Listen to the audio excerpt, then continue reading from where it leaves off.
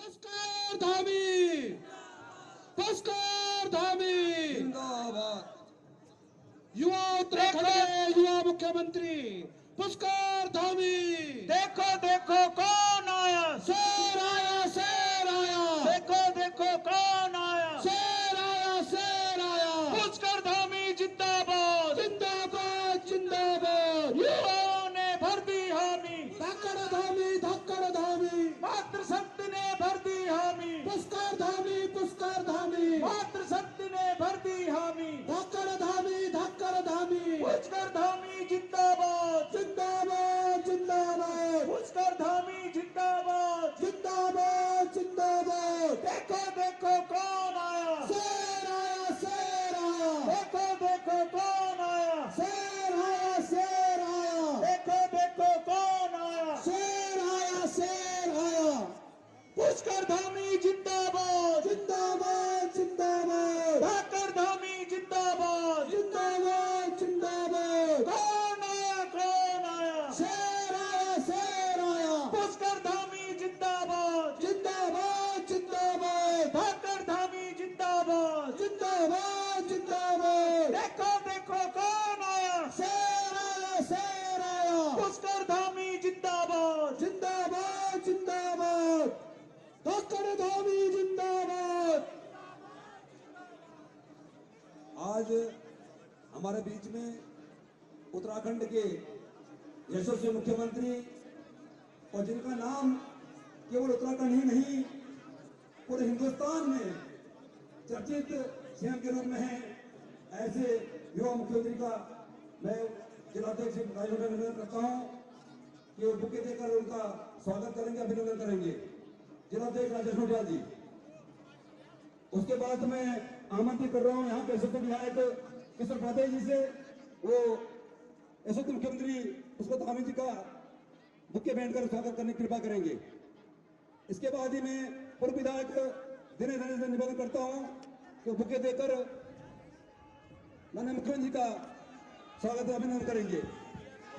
हमारे सह संयोजक मस्तान नेगी जी बुके देकर स्वागत करने की कृपा करेंगे।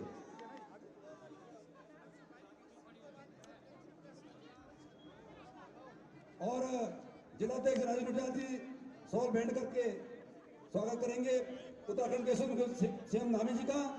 इसके साथ ही समय की बात देखते हुए मैं जिलाध्यक्ष राजेश निवेदन करना चाहता हूं कि स्वागत में अपना वक्तव्य करें। जिलाध्यक्ष राजेश नोटियाल जी।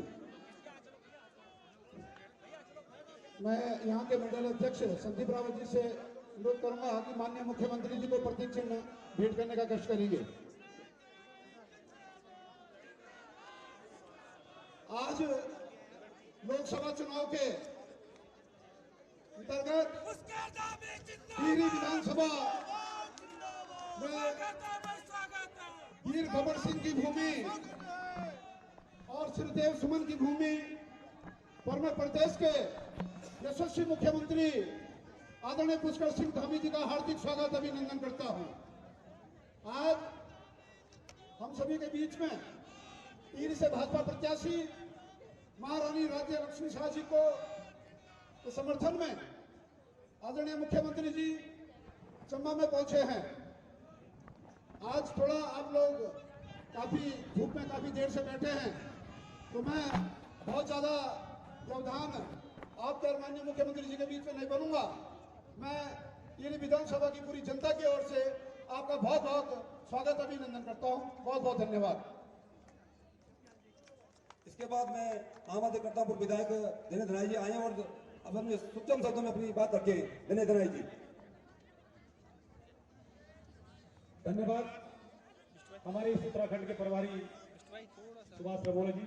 और आज हम सबके बीच में जो पूरे प्रदेश की एक चाहत है, प्रदेश की जो पसंद है, नौजवानों के जो आदर्श है, हमारे इस उत्तराखंड के नौजवान यशस्वी मुख्यमंत्री माननीय पुष्कर सिंह धामी जी, मंचासी विधायक जी, हमारे जिला अध्यक्ष राजेश नोटियाल जी, मंचासी जागीरदार और चंबा की प्रमुख बहनें और विभिन्न मंडलों के अध्यक्ष और मेरी मातृशक्ति, मेरे नौजवान साथी और मेरे बुजुर्ग, मैं आप सबको नमन करता हूं, प्रणाम करता हूं और आपको धन्यवाद भी देना चाहता हूं कि जिन लोगों ने एक फोन पर यहाँ आकर हमारी पार्टी का, हमारे माननीय मुख्यमंत्री जी का हौसला बढ़ाया। मैं उसके लिए आपको कोटि को भी धन्यवाद देता हूँ। और माननीय मुख्यमंत्री, समय कहने का बहुत ज्यादा वक्त नहीं है, हम लोगों को करके दिखाना है, क्योंकि माननीय नरेंद्र मोदी जी का जो सपना है 400 पार का, वो सपना हम सब में पूरा करना है। और वो सपना उन्होंने हमारे में देखा है। इस हिंदुस्तान के 140 करोड़ के लिए उन्होंने जो सपना देखा है, उसमें 140 करोड़ लोगों का भी दायित्व बनता है, कर्तव्य बनता है। उसमें हमारी जितनी शक्तियां हैं, चाहे युवा हो, चाहे नारी शक्ति हो, चाहे हमारे नौजवान हो, चाहे हमारी जितनी भी शक्तियां हैं, उन सबका दायित्व बनता है कि हम अपने प्रधानमंत्री जी का और माननीय मुख्यमंत्री जी को मजबूत करें, इनके हाथों को मजबूत करें। और इनके जितने भी प्रत्याशी उत्तराखंड में हैं, ये टिहरी लोकसभा की जो बैठक है, टिहरी विधानसभा, मैं ये समझता हूं कि आप सबके जितने नाते रिश्तेदार इस देश में, इस प्रदेश में जहां भी होंगे, आप उनसे फोन के माध्यम से अपील करिएगा। और हमारी जो प्रत्याशी है, हमारी महारानी राज्य लक्ष्मी शाह जी को भारी मतों से विजय बनाकर हमारे मुख्यमंत्री को मजबूत करिए, ताकि हम उत्तराखंड का जो हमारा विकास है, वो सतत विकास आगे बढ़ता रहे। मैं एक बार पूरा आप सब लोगों को, क्योंकि आप धूप में प्रतीक्षा कर रहे हैं माननीय मुख्यमंत्री जी, ये मातृशक्ति हमने केवल एक पानी यहाँ पर उपलब्ध हो, यहाँ पे कहा कि भाई पानी की कम से कम कमी ना हो। मैं पुनः आपका एक बार धन्यवाद देता हूँ, पूरी जनता का, मातृशक्ति का, नौजवान साथियों का, और अपनी बात को समाप्त करता हूँ। जय हिंद, धन्यवाद। और क्योंकि आपको बहुत दूर जाना है, काफी देर से, इसलिए बोलना बहुत कुछ था, लेकिन आपकी जो समस्या है समय की, और हम सब समझते हैं, इसलिए अपनी बात को समाप्त करते हुए अपनी बात को समाप्त करता हूँ। वंदे। धन्यवाद अभय जी। इसके बाद मैं आमंत्रित कर रहा हूँ यहाँ के लोकप्रिय विधायक किशोर उपाध्याय जी से अपनी बात रखेंगे। माननीय किशोर उपाध्याय जी।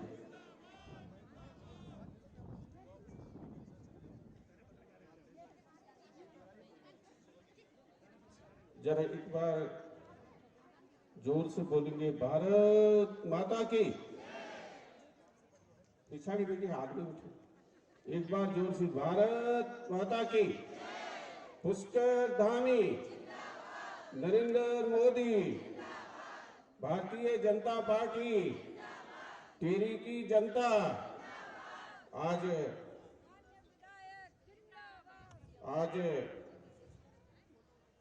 ये जो बलिदानों की धरती है,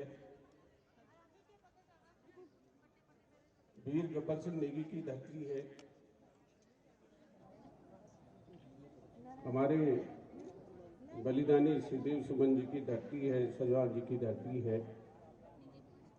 और सबसे बड़ी बात कि हमारी जो सब दीदी बोली आई, हमारा बहुत ही सम्मानित युवा और बहुत ही परिश्रम, लगभग मैं 30-35 साल से पुष्कर सिंह धामी जी को काम देखने लगी हूँ। वो तजुर्बे भी जिम्मेदारी भी नहीं, उन तन मन धन से पूरी करी। तो एक बार दोनों हाथ उठा करके पुष्कर सिंह धामी, मेरे से हाथ नहीं उठाया आप लोगों ने, पुष्कर धामी। यहाँ मंच पर हमारे सम्मानित राजेश नौटियाल जी, जो हमारे बहुत ही कुशलतापूर्वक इस चुनाव का संचालन कर रहे हैं पूरे जिले में। हमारे पूर्व मंत्री दिनेश जी, सुभाष धमोला जी, सुनीता जी हमारी प्रमुख, हमारी उली बेस जी, शिवानी जी। और मैं बधाई देता हूँ मुख्यमंत्री जी यहाँ की जनता को कि जब से पंचायत व्यवस्था शुरू हुई, सबसे युवा ये शिवानी बिष्ट जो है, जरा हाथ जोड़ करके सबको प्रणाम करो। और यहाँ मंच पर जितने, मैं सबका नाम नहीं ले रहा हूँ, सुभाष भाई टाइम लग जाएगा। दीदी बोले सबसे बड़ी बात कि नरेंद्र मोदी जी को, पुष्कर सिंह धामी जी को हमको क्यों वोट देना है, सबसे बड़ी बात ये सवाल आपके मन में भी उठ रहा होगा।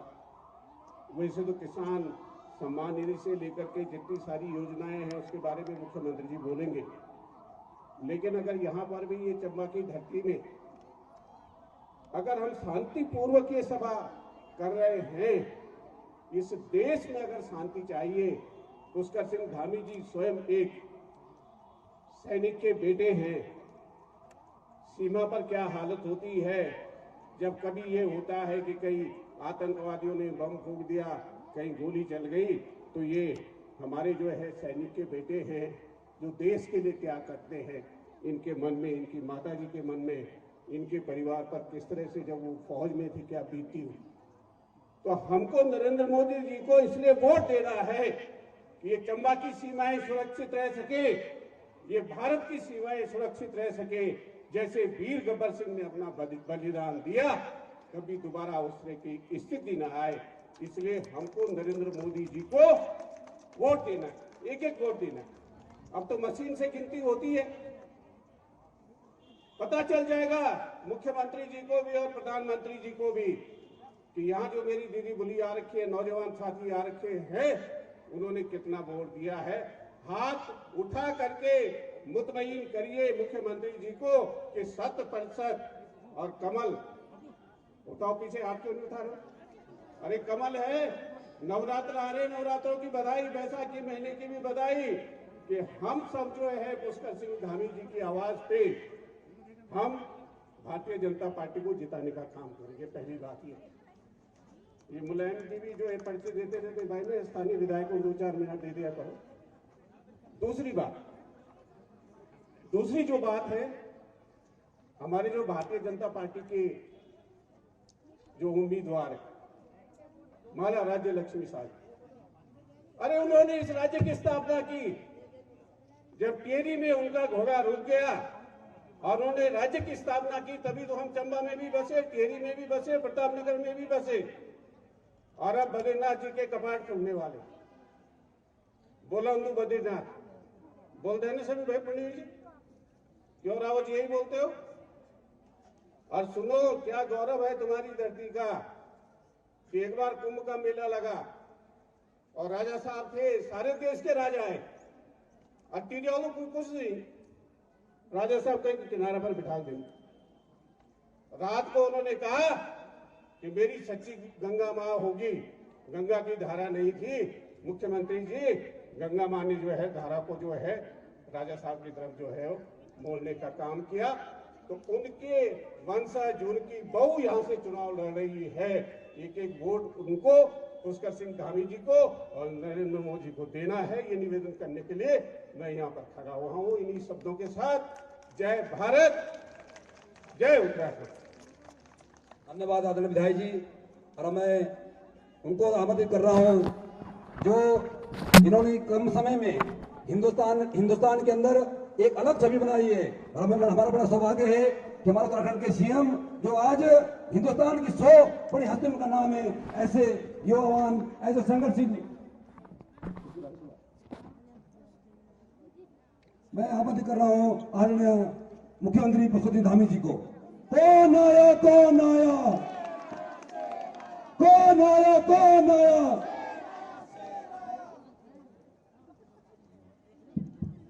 भारत माता की, भारत माता की।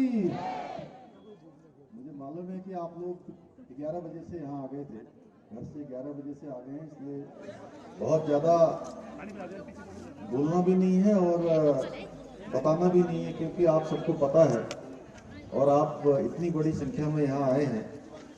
अभी मंच पर आसीन हमारे भारतीय जनता पार्टी के जिलाध्यक्ष भाई राजेश नौटियाल जी, और जिनको अभी आप सुन रहे थे टेहरी विधानसभा के हमारे बहुत ही लोकप्रिय एवं जुझारू और बहुत वरिष्ठ नेता आदरणीय किशोर उपाध्याय जी, हमारे पूर्व मंत्री जिन्होंने अभी अभी भारतीय जनता पार्टी की सदस्यता ली है, आदरणीय दिनेश धनी जी,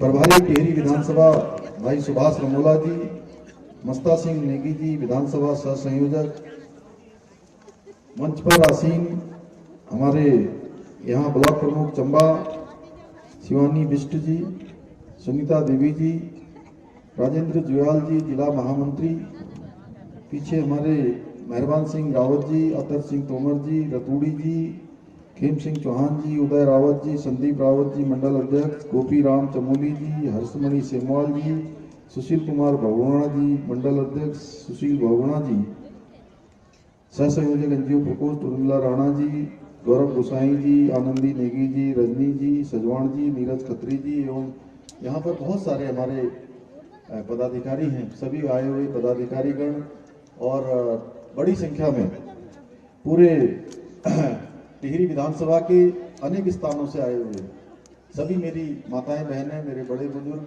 सभी नौजवान साथियों और हमारे मीडिया के मेरे मित्र, पत्रकार मित्रों, छायाकार बंधु, electronic media, print media, digital media, social media, मैं इतनी बड़ी संख्या में आप सब लोग यहाँ पर पधारे हैं और चिलचिलाती धूप में भी मैं देखा, जिस समय मैं अंदर घुसा वैसे अंदर जगह पर मैं देखता हूँ कि जल्दी जल्दी लोग जो है एक बार मिलते हैं फिर वापस चले जाते हैं। यहाँ पर मैं पहली सभा देख रहा हूँ कि इस चिलचिलाती धूप में भी सारी हमारी माताएं बहनें बड़े बुजुर्ग बैठे हैं।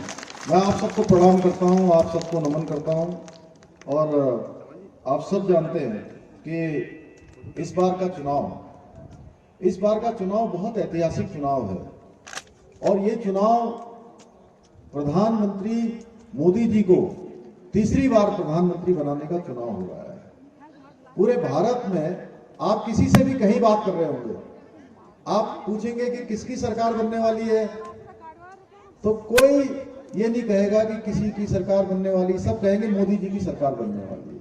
यही कहते हैं ना, क्या कहते हैं, किसकी सरकार बनने वाली है। और अगर हम लोकसभा की बात करें तो लोकसभा में आप किसी से पूछेंगे कि टिहरी लोकसभा में कौन जीतने वाला है, तो सब कहेंगे भाजपा जीतने वाली है, माला लक्ष्मी शाह जीतने वाली है। बस बात क्या है, जैसे देश में कह रहे हैं सरकार मोदी जी की बनने वाली है, सीटें कितने आने वाली है, 400 से कितनी ज्यादा आने वाली है, क्योंकि मोदी जी ने पूरे देश के सामने 400 पार का नारा दिया है। तो लोग कह रहे हैं 405 आएंगी, 10 आएंगी, 15 आएंगी, कितनी आएंगी, चर्चा इस बात की हो रही है। वैसे ही टिहरी में हो रहा है कि 5 लाख से ज्यादा जीतने का हमने लक्ष्य रखा है।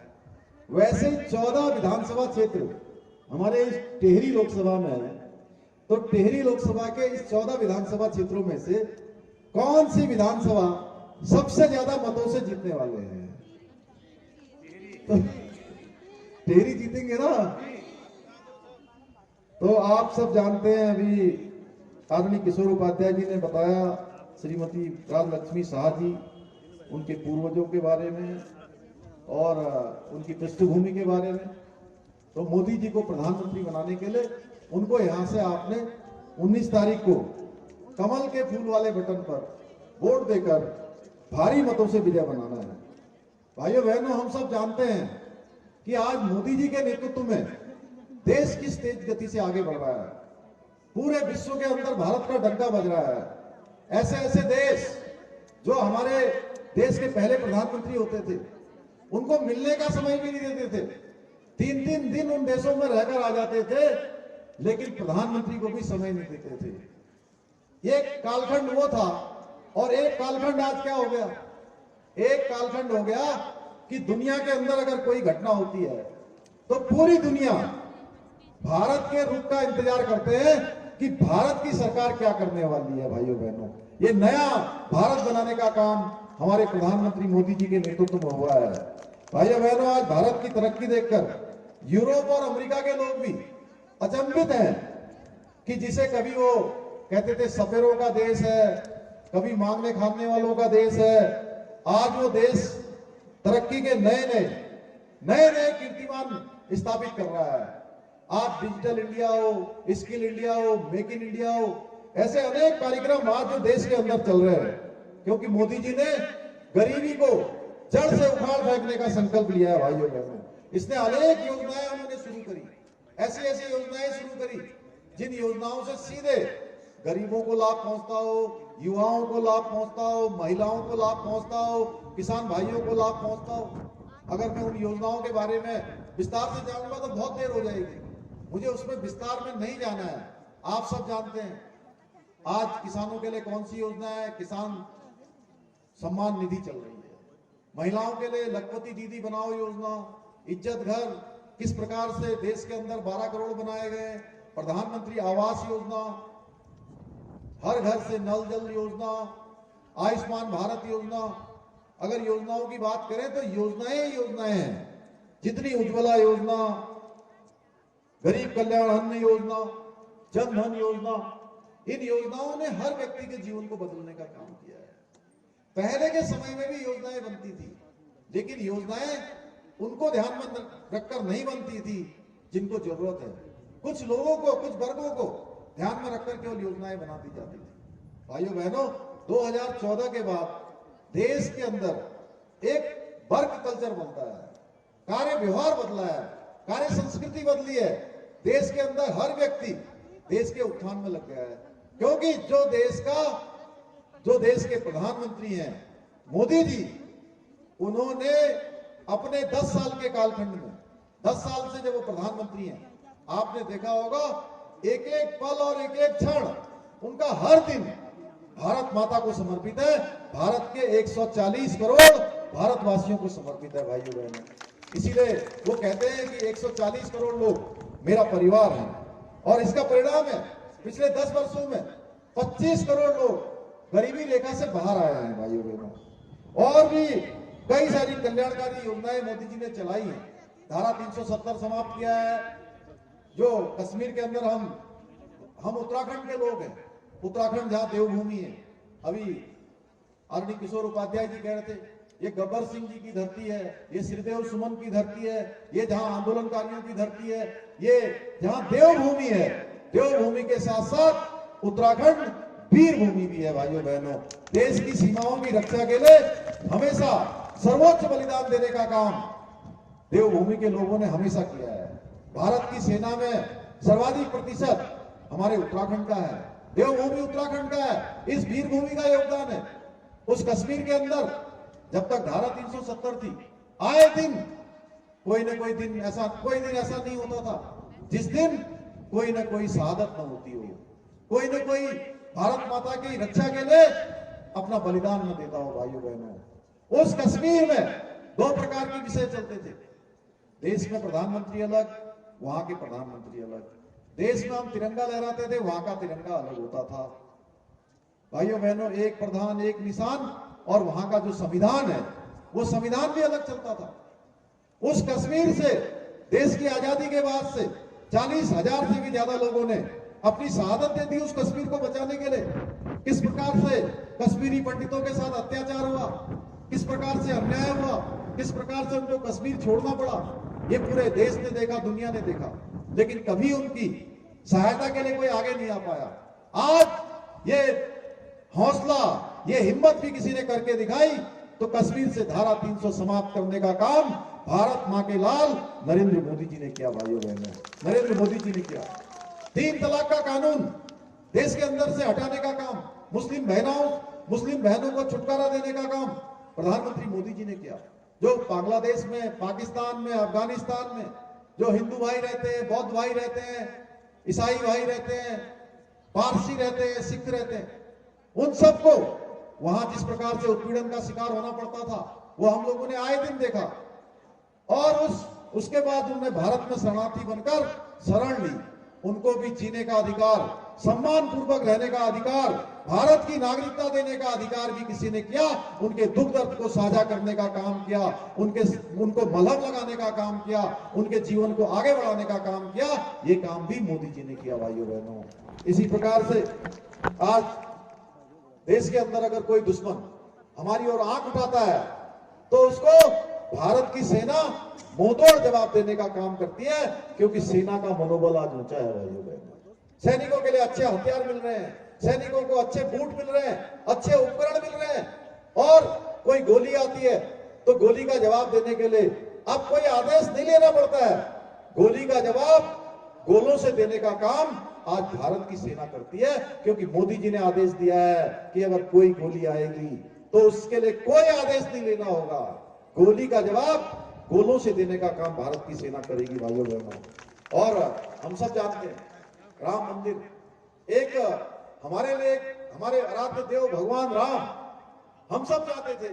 गली गली में घूम घूम के हम लोग नारा लगाते थे ना गोविंद, लगाते थे कि नहीं लगाते थे बताइए? कहते थे राम लला हम आएंगे, मंदिर वहीं बनाएंगे। भाइयों बहनों, जब हम कहते थे राम लला हम आएंगे, मंदिर वहीं बनाएंगे, तो कुछ लोग कहते थे कि तिथि नहीं बताएंगे।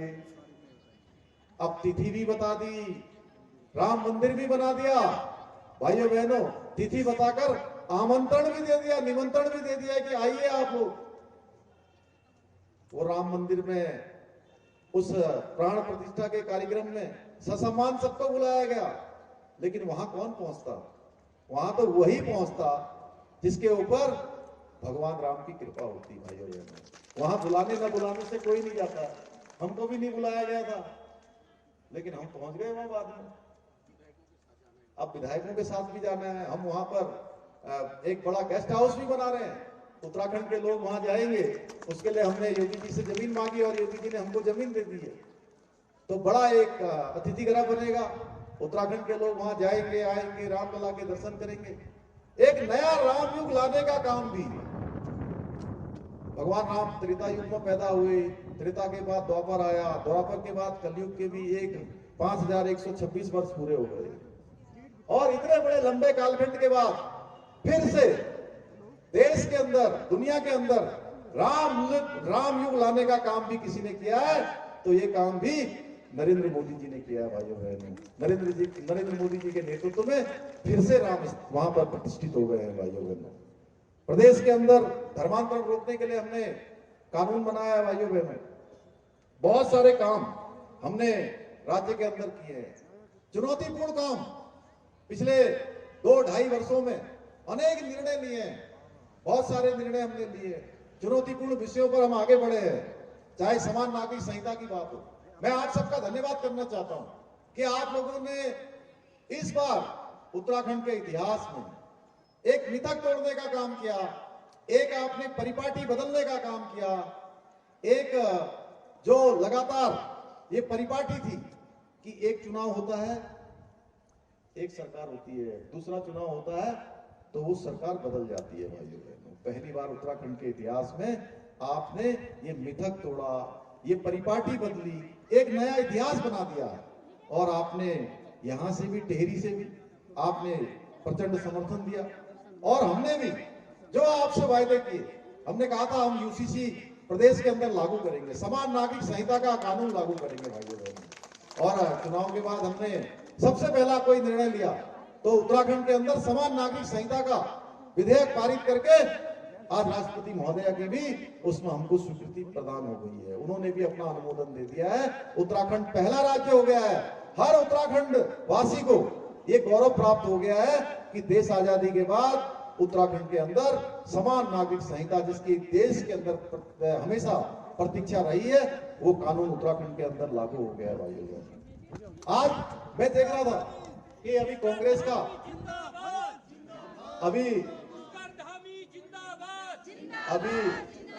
अभी कांग्रेस का घोषणा पत्र कल जारी हुआ है।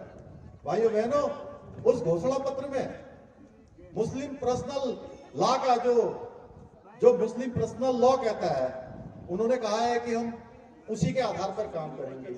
ऐसा लगता है कि मुस्लिम लीग की जो विचारधारा है उसके सारा का सारा उनका घोषणा पत्र उसके अनुसार बना है।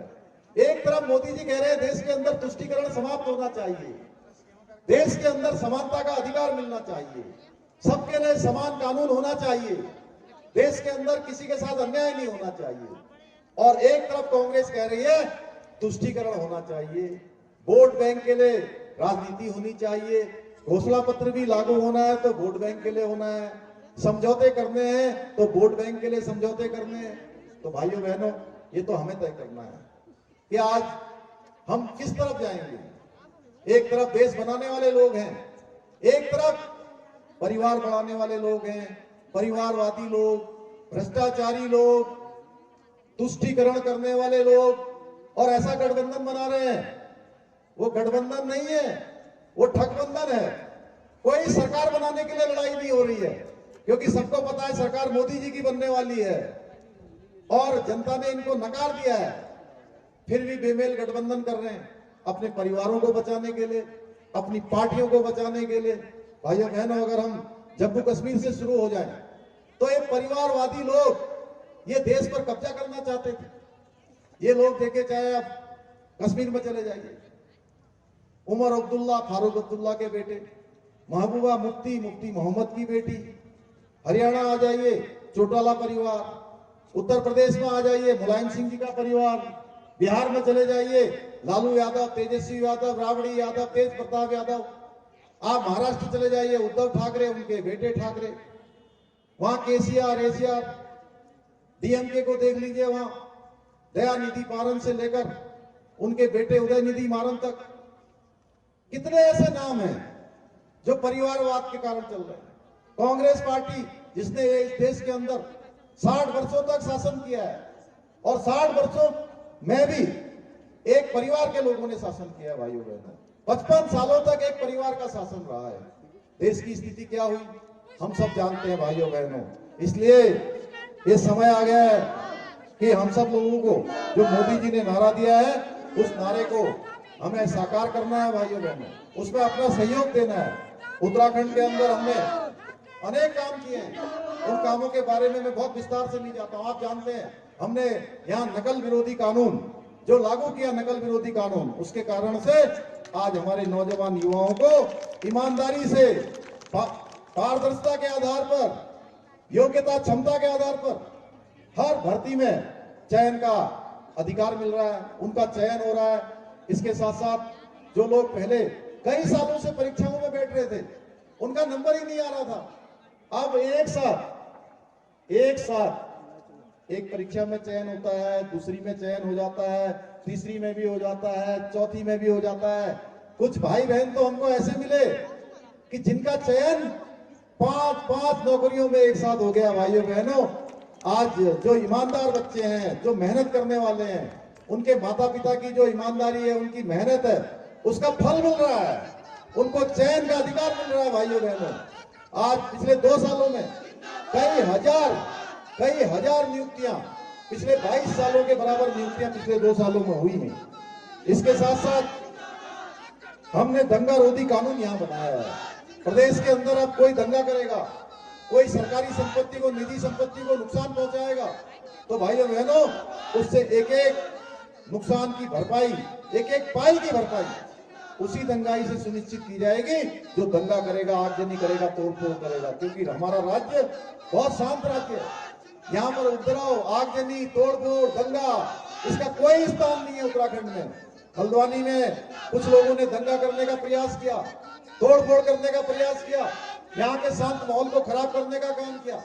आप सबने देखा होगा, जो दंगा करने वाले थे, उपद्रव करने वाले थे, आगजनी करने वाले थे, कानून तोड़ने वाले थे, उनके साथ कानून ने अपना काम ठोस तरीके से किया है, हमने देखा भाइयों बहनों।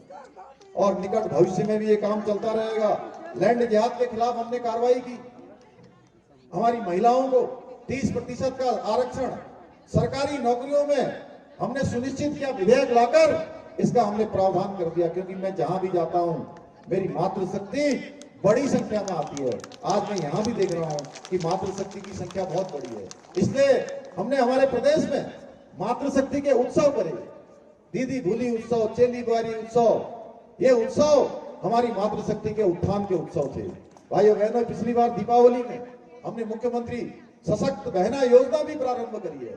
हमारी बहनें जो उत्पाद बनाती हैं, उनको उत्पादों को बेचने के लिए एक स्थान मिले, उनका एक स्थान हो जाए, उनका जो बनाया जाने वाला उत्पाद है आसानी से बाजार में उपलब्ध हो जाए।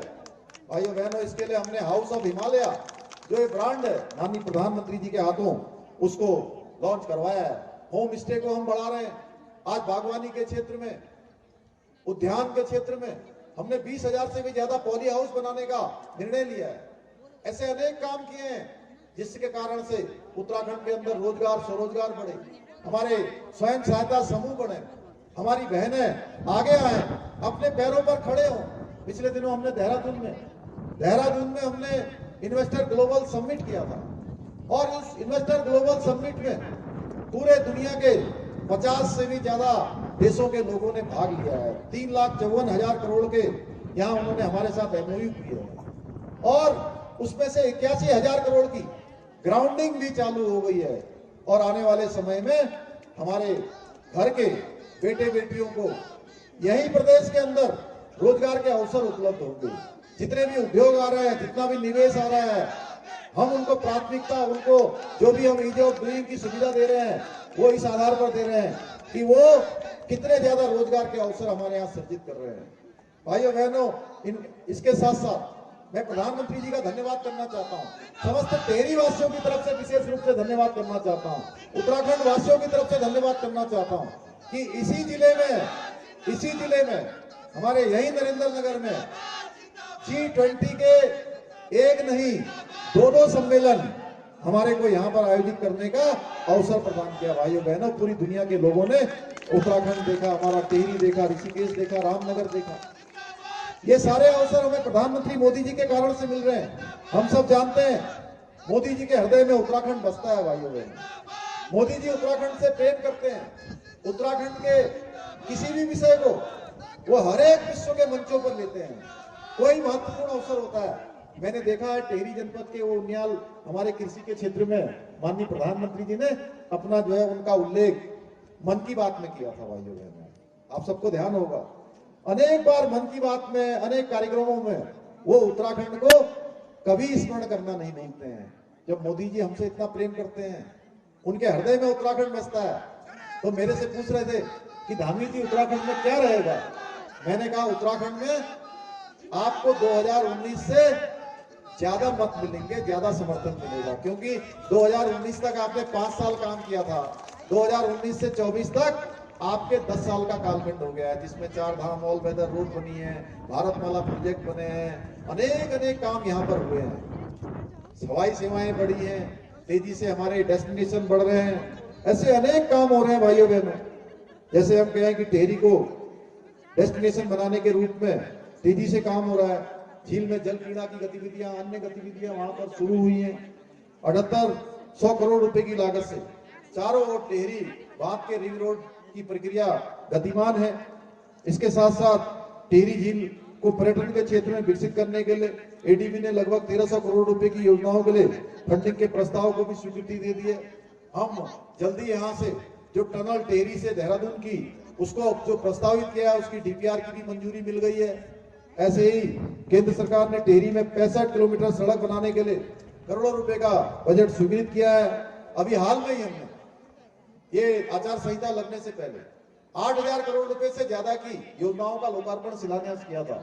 उसमें हमारे टेहरी की भी बहुत सारी योजनाएं हैं, अन्य भी बहुत सारी योजनाएं हमारे विधायक जी लगातार मुझे देते हैं, लगातार इसके लिए प्रयास करते हैं और बड़े विजनरी रूप से टेहरी आने वाले समय में एक बड़ा डेस्टिनेशन बनेगा, ये हमारा संकल्प है। क्योंकि माननीय प्रधानमंत्री जी के 9 रत्नों में से एक रत्न टेहरी का मास्टर प्लान भी है, टेहरी का डेस्टिनेशन भी है। भाइयों बहनों, आपको याद होगा कि 2014 से पहले का समय, उस समय जब कांग्रेस की सरकार थी देश के अंदर, हर दिन कोई घोटाला होता था, हर दिन नया घपला होता था। देश के उन सभी घोटालेबाजों ने आज गठबंधन कर लिया है, लेकिन उनका जो गठबंधन है एक तरह से वो ठग बंधन बनकर रह गया है। तुष्टीकरण और वोट बैंक की राजनीति करने वाली जो कांग्रेस है उसका सच सभी के सामने है। ये लोग भगवान श्री राम के अस्तित्व को भी नकारते रहे हैं, राम सेतु पर भी नकारात्मक बातें बोलते रहे हैं, मंदिर न बने इसके लिए सुप्रीम कोर्ट और हाई कोर्ट में लगातार पैरवी करते रहे हैं। ये लोग सनातन संस्कृति को नुकसान पहुंचाने वाले लोग हैं। ये लोग सत्ता के लालच में आकर देश को विश्व के मंचों पर बदनाम करने वाले लोग हैं। कांग्रेस ने उत्तराखंड में इसी परिवारवादी सोच को आगे बढ़ाते हुए बेटे बेटियों को टिकट देने का अभियान शुरू किया हुआ है। किसी महिला को टिकट नहीं दिया। भाइयों बहनों, एक भी महिला इनके 5 प्रत्याशियों में से नहीं है। ये महिलाओं के भी विरोधी है। भाइयों बहनों, इन भ्रष्टाचारियों और जो महिला विरोधी ताकतें हैं, एक बार फिर से उनको सबक सिखाने का समय आ गया है। यह चुनाव भ्रष्टाचार पर आखिरी चोट करने का चुनाव है। यह चुनाव जातिवाद और वंशवाद पर चोट करने का चुनाव है। यह चुनाव सांप्रदायिक दंगों को बढ़ावा देने वाली जो शक्तियां हैं उनको जड़ से उखाड़ फेंकने का चुनाव है। यह चुनाव आदरणीय मोदी जी के नेतृत्व में विकसित भारत बनाने का चुनाव है। यह चुनाव देश से गरीबी जड़ से खत्म करने का चुनाव है। यह चुनाव देश को विश्व शक्ति के रूप में स्थापित करने का चुनाव है। मुझे पूरा विश्वास है कि 19 तारीख को लोकसभा के चुनाव के दिन आप सब लोग बिल्कुल भी थोड़ी सी भी सुस्ती मत करना, क्योंकि ये लोकतंत्र का महायज्ञ है। इस महायज्ञ में आप सबको अपनी अपनी आहुति देनी है, क्योंकि 5 साल के लिए हम सरकार चुनने जा रहे हैं, देश का भविष्य चुनने जा रहे हैं।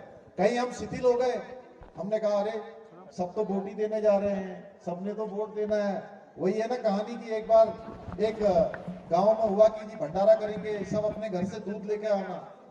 तो सबने सोचा कि सब तो दूध लाएंगे, मैं पानी डाल देता हूँ, 1 लोटा पानी डाल देता हूँ। दूसरे ने भी कहा वो तो दूध ही आ रहा होगा, 1 लोटा पानी आ जाएगा, तो इतने बड़े दूध में क्या पता लगेगा। इसलिए इस बार किसी को पानी डालने की नहीं सोचनी है कि पानी डालने का मतलब घर में शिथिलता से नहीं बैठना है, सबको बताना है, नातेदारों को, रिश्तेदारों को, जानने वालों को, पहचानने वालों को, अपने फोन से भी कहना है जो दूर दराज है कि इस बार मोदी जी को प्रचंड बहुमत से विजयी बनाना है, ये हमारी बारी है। और मोदी जी तीसरी बार प्रधानमंत्री बनेंगे, देश विकसित भारत की ओर आगे बढ़ेगा, एक भारत श्रेष्ठ भारत बढ़ेगा, हमारे सैनिकों का सम्मान होगा, देश की सीमाएं सुरक्षित होगी, विश्व के मंचों पर भारत का नाम होगा, विश्व में भारत का डंका बढ़ेगा और भारत आने वाले समय में विकसित भारत बनेगा। इसलिए हम सब लोग एक बार मिलकर, मैं कहूंगा आप कहेंगे 400 बार, मैं कहूंगा अब की बार आप कहेंगे 400 बार, अब की बार, अब की बार, फिर एक बार, फिर एक बार। बहुत बहुत धन्यवाद। जय हिंद, जय भारत, जय उत्तराखंड, भारत माता की जय।